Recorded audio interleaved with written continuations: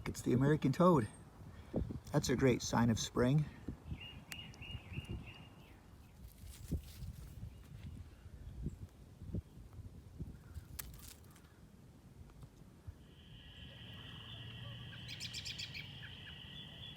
Ah, look at that. Toad eggs.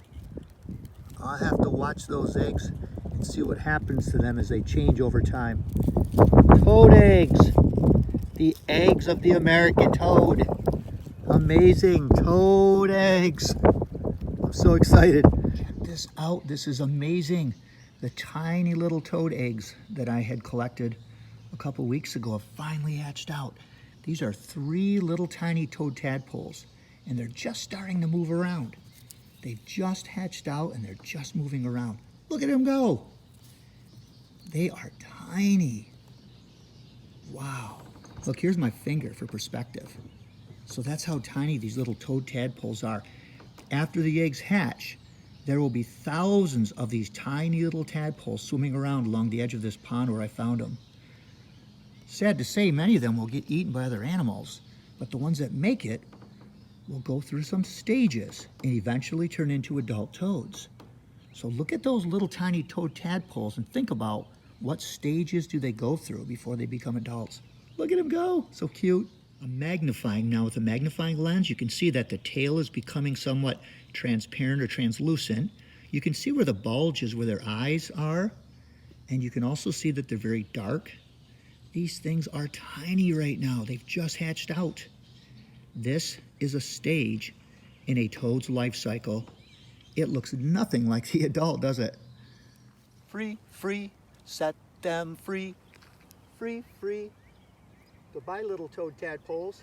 I hope you grow up into beautiful adult American toads. Oh, they looked happy. They looked very happy. I think they were smiling.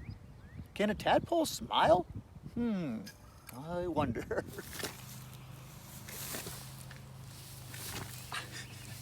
Hello, first graders. I'm so happy to be here. Today, we're going to learn a bit about the American toad. Hey, remember the life cycle stages that you did with the American robin? Nice job. You know about the American robin, how it goes through life cycle stages? Well, all living things go through life cycles. Today we'll learn about the life cycle of the American toad. I've been reading up on them, and I love this book. This book called Frogs, Michigan Frogs, Toads, and Salamanders. It's a great book that teaches you about the cool amphibians that live here in Michigan. Did you know that toads are actually a type of frog? They're a frog, they're in the frog group, but they have warty skin, and some of those warts have toxic substances that are kind of like a poison. And most predators don't like it. It could actually harm them, so they leave them alone. There are a couple predators like garter snakes and a few others, hognose snakes, that will eat toads, but not many animals bother toads. Because of that warty skin, toads are able to live far from water. They only go to water to lay their eggs and maybe get a drink. So toads are amazing amphibians. They're related to frogs. They have warty skin.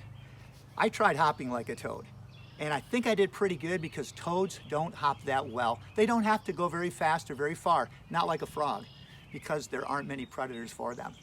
Boys and girls, toads are amazing. They lay thousands of eggs a year in long strands, and most of those eggs hatch out into tiny little tadpoles that you've probably already seen in the videos. So after we learn about toads, I'm hoping that you can put the life cycle stages of a toad in the correct order. Think you can do it? You did great with the American robin. Have fun learning about the American toad and its amazing life cycle.